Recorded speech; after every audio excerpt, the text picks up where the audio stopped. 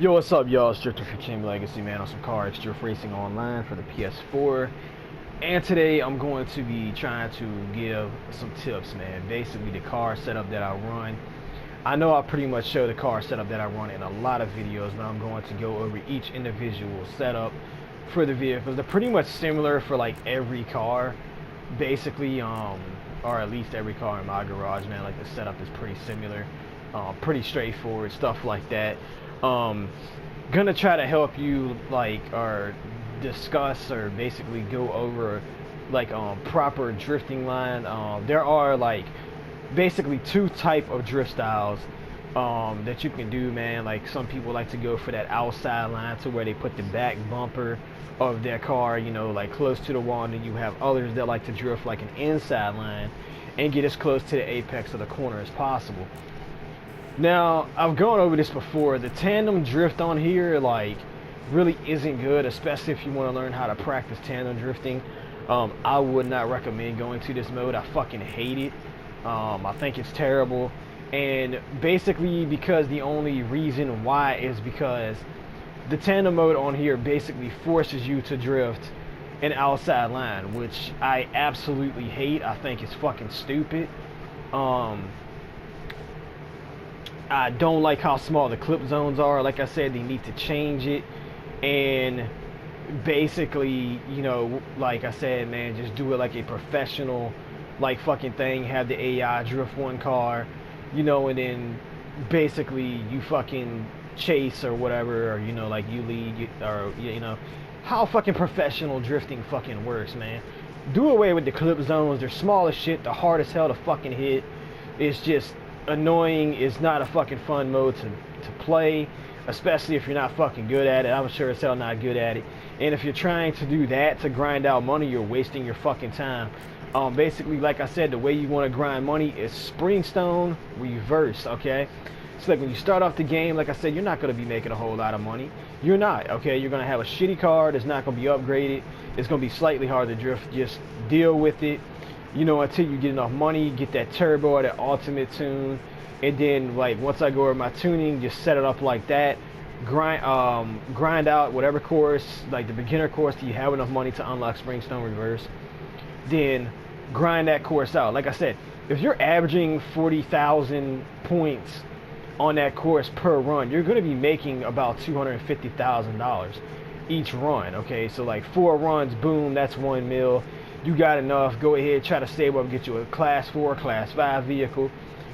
Before, like I said, you do not have to drift that car. You just need it in your garage. You know, go there, grind out some more money. You're going to get paid more because you have a higher tier car. The 200 to 250,000 might not work though until you get that class 4 or class 5 vehicle. But basically, the higher you drift, the more points you get, the more money you're going to make. This game is not super hard to make money in. So basically, I'm gonna do a couple of runs on Springstone. Let me show you my tune up right quick. Like I said, man, it's pretty basically simple. Spring length, honestly, you could probably run this any way you want. I do like my cars to be low, but obviously not low enough, you know, or too low to where the tires glitching through the fenders and shit like that. It looks fucking retarded. So spring stiffness, I run anywhere between like a 165 to a 175. I don't know. I mean, I guess it makes a difference. Maybe it doesn't. Shock stiffness, normally leave that at about 70. Toe, rear toe, I really don't mess with any of that. Front cameras, I normally try to play around, you know, play around with anywhere, you know, like depending on the car. Like some camera, like more camera on certain cars don't look as retarded as it does on other vehicles, but you know, I wouldn't recommend running a max camera. That's just me. I don't like how it looks, but you know, set the camera however the fuck you want. It don't matter to me. So anti-roll bars, I put it 145 front and back max caster. Ackerman anywhere between 45 to 50, and max steering angle on pretty much all my vehicles, unless I can't even it out to like 60. I'll put it at like 58 or something. Wheels, honestly, leave whatever rim diameter comes on the vehicle. You know, don't fucking donk out a drift car. Don't donk out a fucking car in real life. It looks fucking retarded. That's just my opinion. Front tire width, I normally do 245 up front, 265 in the back.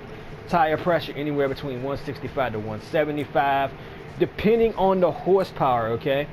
If your car has, I want to say maybe 450 or more, go ahead and run that front tire adhesion. If it has less than that, to play around with the tire adhesion, maybe 100 to like 110, because tire adhesion is going to give you better control or whatever. As far as the fitment on the wheels, like the base and the track, for like the front, I would say just mess around with it till it looks proper to you. That's personal preference. Tire profile 35% on the front and rear. Engine, go ahead and max everything out on the engine.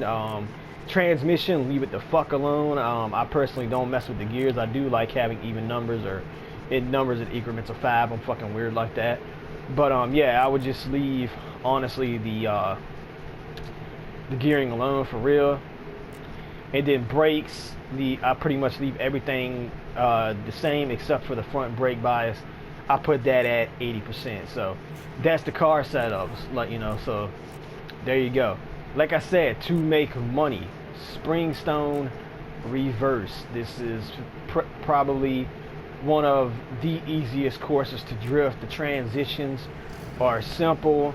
You know, you shouldn't struggle. It's also a good course to practice on. You know, get your basics down, stuff like that, or whatever.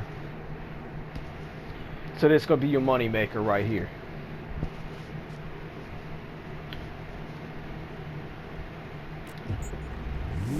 All right, let's change the camera angle. You know, so I'm saying, so you can see what I'm doing here.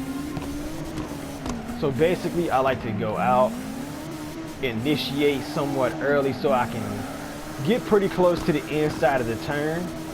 Because if you initiate your drift too late, it will throw you completely off of the corner.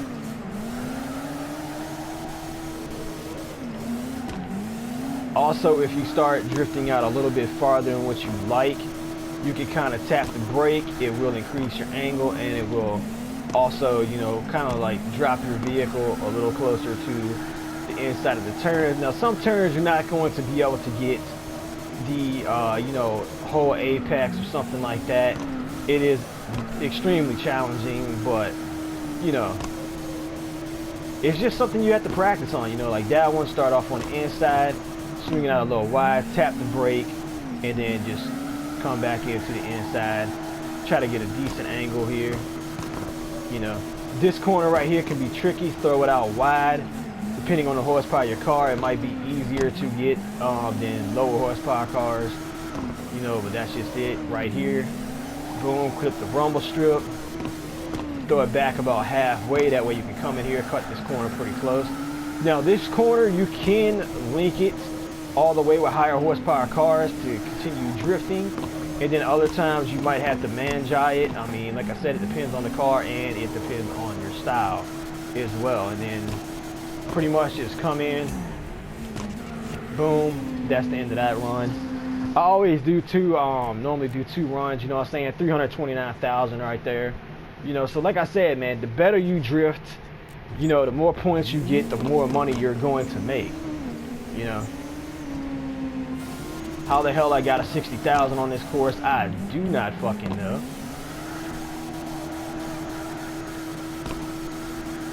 I would recommend though, like if you do want a good car, you know, a car that's pretty easy to control, simple to drift, go ahead and get you the 180 SX, man, or any S chassis for that matter. You know, like the Sylvia, you know, like pretty much like the R32 stuff like that, man. Like you're gonna be happy with how they control, or how they not control, but yeah, how easy they are to drift basically, or how easy they are to control. You know, into like drifts or whatnot. Like it's pretty simple. Little wall scrape right there to the inside. Damn, man, that kicked me out to the outside, but whatever, it's all good.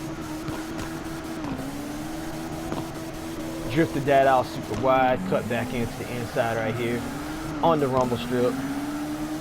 Pretty much keep the tires on the line the whole entire time. Now, if you want to practice control, man, like especially throttle control, you know, holding your car, you know, like in, you know, pretty much like one position or something like that, you know, and, you know, trying to get better at the drifting, do Connie Road.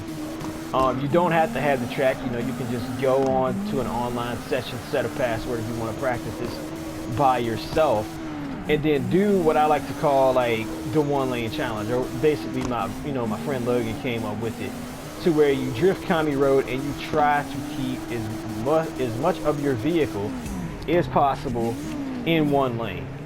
And like that's gonna help you, like get your control down. You know, it's probably gonna help you you just help your overall drifting basically, I mean, it's a good way to practice. But anyway, it's kind of hard, to like explain technique, or like explain like good lines or something like that. I mean, you can explain like the way that you drift, how you drift. I'm somewhat of an aggressive drifter, or whatever like that. At least my friend Logan says I drift aggressively. I think I'm a smooth drifter, but whatever. But honestly, the only way to get better at something is to practice it, man. I know that sounds lame, you probably hear that a lot, like, I mean, hell, like if you're a skateboarder, people are like, oh, how are you so good at skating? Practice.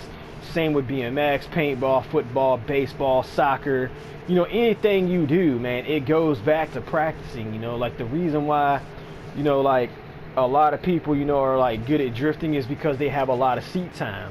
And that's basically what it comes down to, because you're training your body for that muscle memory. Like you're not going to become a good martial artist or something if you don't practice martial arts. I mean, like there's an old saying, great lovers are made, not born. You're not going to automatically be born and then hit a certain age and automatically, know how to, be a good lover or something like that. So like I said, man, just put in the time, practice, hopefully this video, will help you out a little bit. I mean, like I said, I try to help people out as much as I can. And if you enjoyed the video, hit the like button. If you enjoy the content, hit the like button. Go check out some of my other videos. I got some pretty funny content on my channel. You might have to do a little bit of digging, but you probably enjoy them. But anyway, peace out.